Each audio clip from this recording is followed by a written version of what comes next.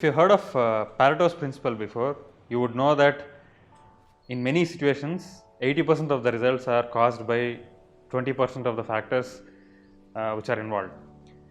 In 2006, when I was working on building the unmanned aerial vehicle, I went through a fairly long design process for a small plane, and I had to calculate a lot of what are called as coefficients. Once the plane was built, I realized that I only had to handle three things. One is that the ratio of engine capacity to the weight of the airplane, and then the location of the center of gravity, and the basic structural integrity of the plane to ensure that it doesn't give away.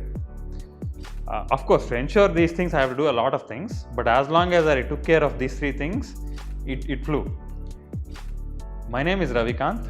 In this episode, we are going to look at the causes of effort and effortlessness. Then we are going to look at identification in detail. We are going to look at the previous examples which we discussed in the last video in the context of these causes. Lastly, we are going to look at a few more details about awareness. The most important thing and the cause of effortlessness is awareness. But the cause of effort is not conflict, it is called identification. The reason why we discussed conflict is because that is far more easier to spot and detect compared to identification. Let's discuss identification first. If I were to ask you who you are, you might be giving a description of your list of accomplishments in the past, or the background you have in terms of the places you lived, what you have learned, or the history of your family, and all this stuff. Essentially, all these things, if you look at it from an experiential point of view, these are a bunch of things you own or a set of memories. But if I were to ask you what you are at this moment, right now as you are listening to this video, you are either attention, or if you are distracted, you are thought, right? So let's look at some other different examples. Let's say you are extremely angry. What do you say? You say, I am angry. You don't say there is anger or I have anger. The same is the case with fear, right? If you are like really scared, you don't say I am having fear or I have fear. You say I am scared. Or if you are absolutely lost in thought, you don't say there is thought happening. You will probably say I am thinking. So this you that we are discussing here appears like a shapeshifter. So basically, at one moment you are this, at another moment you are that, and at a later moment you are something else. This situation wherein, or this phenomena wherein you are taking yourself to be something else that you are not, is called as identification. This identification is the root cause of effort, as we have discussed. We are going to use a few examples to look at how identification is the cause in each of these examples.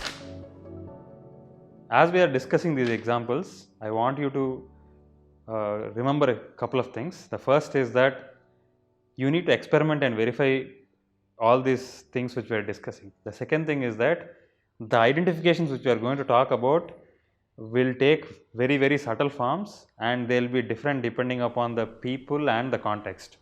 If you take the example of concentration, let's say somebody is studying for an exam. There could be an identification with the job that they are going to get at the end of the exam, or like the role that they are going to end up with at the end of the exam. Once that identification happens, you will see that they'll start getting into conflicts with what is happening versus what needs to be done. And once this conflict happens, the only way to handle it is to recognize awareness. At that point of time, what happens is that the identification dissolves, and when the identification dissolves, you will see that the experience again becomes effortless. Now let's look at the other example, that is doing exercise. There may be identification in the form of becoming like a very healthy person, or becoming someone who is regular at their exercise. Once you get identified, again the conflict starts, right? And there's no point in trying to find what you are identified with, because it will be very subtle and it will just keep changing depending upon the context and people. The only advantage of probably noticing these identifications within you is to get a knack of what awareness is. Once that recognition of awareness happens, you can just not bother about identification at all. This is what I was referring to when I said, this is like pointing to a building by trying to find the buildings around. Let's discuss a few more details about awareness now. The tricky thing about awareness is that it's not a function of memory. Because it's not a function of memory, you cannot know it like you know everything else. Let me give you some analogy. Let's say you've never experienced intense hunger. Hunger will largely seem like a small irritation for you. Until you experienced intense hunger, you will never know it. It is not even similar to it, but this example is closer to it than knowing anything else. So recognizing awareness is the thing for effortlessness to happen.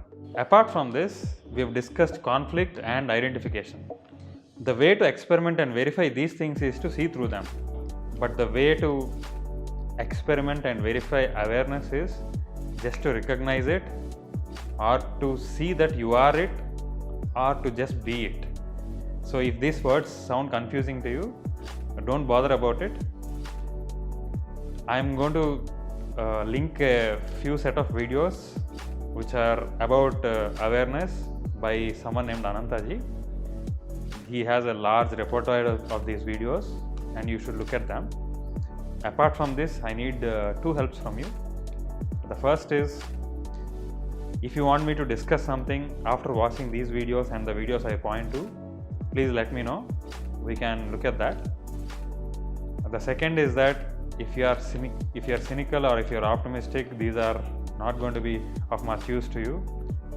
And then if you are the kind who are absolutely realistic, but you are also constantly looking at new possibilities, I am glad that you are here. And if you know somebody who is of this nature, please connect me to them by sharing this video to them. Depending upon your comments, we'll see if another video needs to be made or what needs to be made. Until then, see you soon. Bye bye.